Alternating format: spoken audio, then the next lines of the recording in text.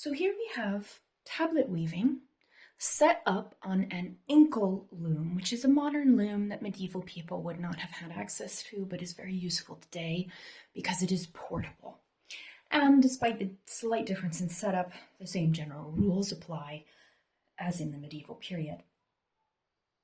Tablet weaving is called tablet weaving because, as you will notice, the warp threads, that's a type of thread in weaving that is the sort of backbone of the pattern or of the textile and is fixed at either end under tension, so it's not really movable. They pass through cards or tablets in holes in the corners, just like this.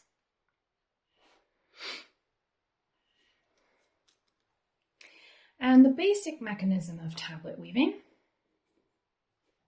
just check to make sure everything can be seen, yes, is that you take your weft thread, which is the movable thread in weaving, basically, and you pass it through the shed or gap in your warp threads. And in all weaving, you will have a shed, which is a gap between warp threads, in this case created by the warp threads being separated by the holes in the cards or tablets.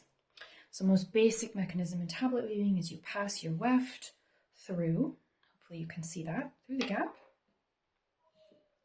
And then, depending on your pattern and the point at which you are in your pattern, you will turn cards in different combinations, either a quarter turn forward, for example, or back. So let's get it back into the original position, and back is towards you. You might turn, let's say, a group of 3 cards forward, and then a group of another 3 back towards you, and then 2 forward, and maybe 2 back. It can really vary. Those combinations vary. You could also, we won't do this today, but you can also flip your cards. It is another way of dictating pattern changes, where you flip them along the axis of the warp. And again, this can be done singly or in different groups, like this. Turning your cards forward or back changes which of your warp threads are on top of the band. And that sort of change of up and down with the warp threads locks down the weft which you have passed through. It kind of locks it in place. So that is the basic mechanism of tablet weaving. I'm going to undo what I did because we don't want to actually take those particular actions that I just did here. Okay. Once you've passed your weft thread through, let's do that again. You then take what we call a beater. In much larger looms, not tablet weaving, but larger textile methods for making larger textiles in the medieval period, they can often almost look sword-like, and we call them weaving swords. And once you've turned your cards, you take your beater and you beat the tablet woven band down, and that really sort of tightens all the threads together and tightens the weft in place. So you pass your weft, you manipulate your cards, and you beat the weft down. Then you start over again from the other direction, and that is the basic method of tablet weaving.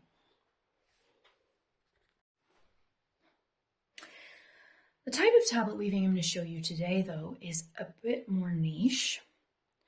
It's a more specialist kind of tablet weaving, which was used to create the early medieval, early English, either Anglian or Saxon, we're not sure, tablet woven bands that I'm studying, which are now in mosaic. And I'm very grateful to a reenactor named Sheila Lewins, who posted on her website for other reenactors this method, which she discovered to work for this particular kind of band, and she was able to recreate 2 of the patterns of the 9 patterns which are on the mosaic bands. And using that method, so I'm very, very grateful, I was able to then go on and recreate on my own a 3rd pattern from the mosaic bands, which to my knowledge has not been reconstructed since they were originally made, as far as I know. And in this type of weaving, there is turning of cards, and they have to be turned in the right groups and order. But additionally, you lift certain warp threads with your thumb or a pickup stick, and that reveals the pattern, those combination of actions. Furthermore, again, building on this foundation myself, I was able to add a gold thread, a secondary weft thread, which causes the surface of the textile to be shimmery and golden. And this was used in the original textiles, the original medieval textiles. And to weave like this with a golden thread is called brocading. And the gold thread is a brocade thread. So these tablet bands were brocaded. So I'm going to take you through a step of weaving here, so you can see what it's actually like in practice. So at this point in the pattern, to continue the pattern, I need to raise up only the fourth red thread, and the 4th pattern card from the left, and all the other ones will be yellow. So there's just sort of a single line of red in the middle of the band. So I have these outer cards which are just yellow. They form the border, so you don't really have to worry about those. So the first pattern card, I will stick my thumb under the yellow thread only, and this is the warp threads that are on top, the cards that are in the top corners of the cards. Yellow again for the 2nd, yellow again for the 3rd, and then red. Yellow for the 5th, yellow for the 6th, and as you can see here, only 1 red thread has been lifted to the top of the shed. And I will pass my weft through the gap. To keep things neat, I might beat it down just a little bit at this point. Okay. Now, there's another step I have to take before I turn the cards, because I am brocading. And I want the brocade thread to be on top of the band. It's just locked down by the border cards and in this case, one red thread, so that it looks like there's a red sort of pattern and gold pattern. There's gold shimmer across the top of the band everywhere that isn't red. So in this case, I'm only going to raise up with my thumb the 4th red thread, but I'm going to skip the yellow threads entirely because they need to sit underneath the brocade thread. So the first 3, putting under my thumb, then I'm going to lift up the 4th red thread, and the next 2 pattern cards, they get pushed down again. Oops, I made a mistake. This happens, so let's do that again. I put my thumb through the border cards, and then the first 3 yellows I just push down with my thumb. Lift up the 4th card, the red thread from the 4th card, and then I push down the yellows from the remaining cards.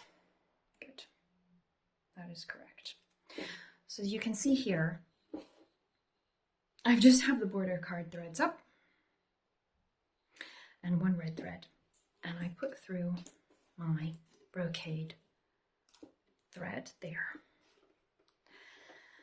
All right, now it's time to turn the cards, and in this particular step of the pattern, I'm going to turn the 2 outside cards forward and all the middle cards back towards me. So here they go back, and the outside cards go forward.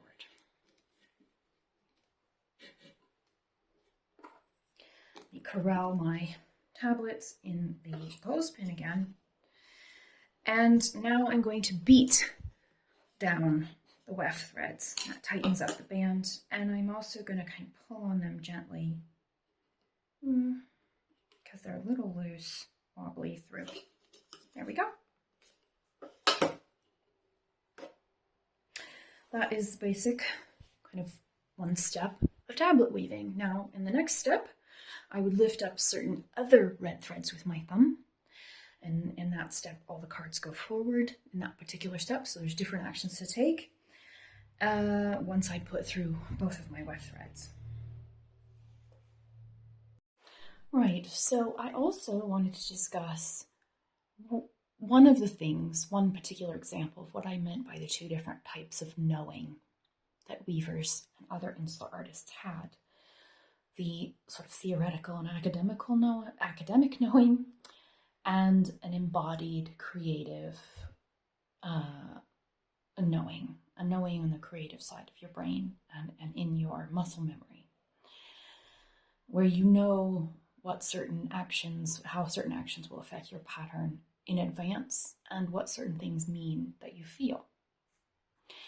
So one of those things is I'm just at a step of the weaving where I need to turn the cards forward altogether. I've passed my weft threads through, I lifted, by lifting with my thumbs, and please just listen carefully when I turn